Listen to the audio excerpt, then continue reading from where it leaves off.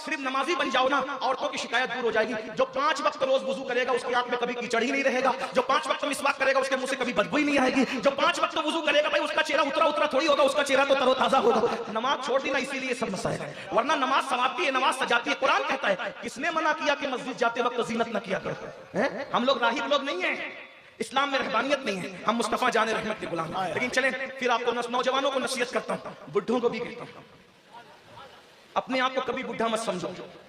मोहम्मद के गुलामों को बुढ़ापा आ नहीं सकता। जिस दिन तुमने अपने आप को बुढ़ा समझ लिया उस दिन तुम्हारी जिंदगी का खात्मा है।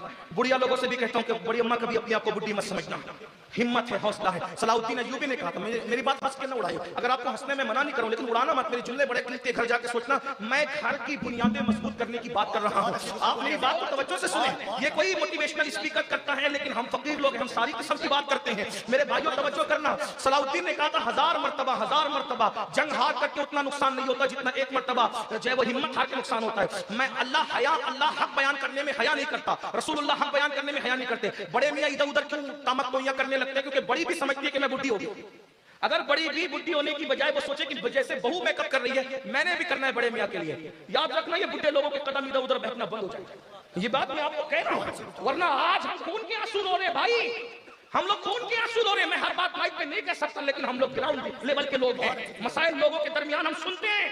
बुढ़ापे में जब बुढ़ापा आ गया बच्चे जवान बोलते हैं कि अब्बा ऐसा ऐसा करते हुए नजर आए।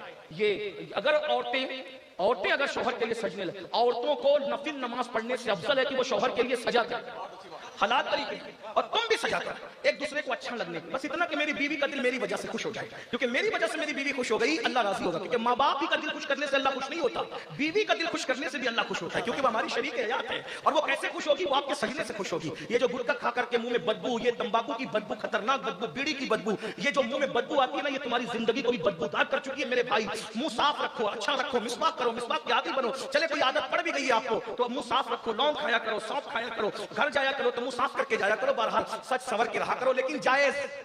अब ये नहीं कि सैयद ने कह दिया कि बन संवरना शुरू करो तो अब कल ही बोलो कि चलो ब्यूटी पार्लर ले चलो। नहीं भाई, घर में सजने का, घर में संवरने का। जिस मजहब ने औरत को मस्जिद जाने की इजाजत नहीं दी उस मजहब की औरत को ब्यूटी पार्लर जाने की इजाजत कैसे हो सकती है? घर में सजो जायज तरीके से, आप भी जायज तरीके, वरना आप चले गए क्या बोलते हैं स्पा के अंदर चले गए ना तो फिर जरा अच्छा नहीं होगा। घर में जायज तरीका हो। मर्दों का मेकअप क्या है? मर्दों का अच्छा वुजू करो, साबुन से फेस वॉश वगैरह से मुंह धो लो, सुरमा लगा लो, फिर देखो कैसे तरोताजा दिखते हो। और वुजू तो यहाँ भी चेहरा चमकाता है, जनाजे में भी चमकाएगा, कब्र में भी चमकाएगा, और मैदान महशर में तो वुजू करने वालों का चेहरा ऐसे चमकेगा जैसे 14वीं रात का चांद चमकता है।